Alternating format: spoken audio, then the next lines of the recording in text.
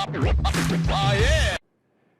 everybody, so really quick, one of the questions on the certification exam might look something like this.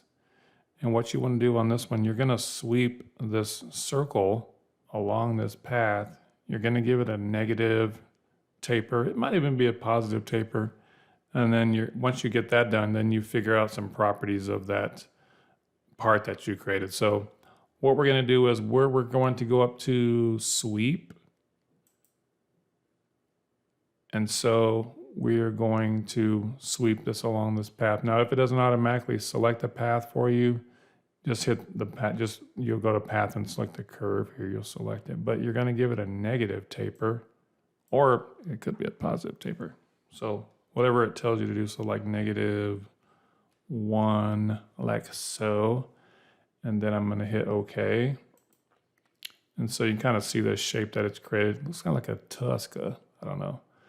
And then what you're going to do is you're going to go up to, it'll ask you what is the volume of this or the mass or I don't know, it'll ask you something about it just so it knows you got it correct. So you're going to go up to File, then you're going to go to iProperties, you're going to click on the Physical tab. So right now there's nothing, it doesn't show anything. So you need to click on Update.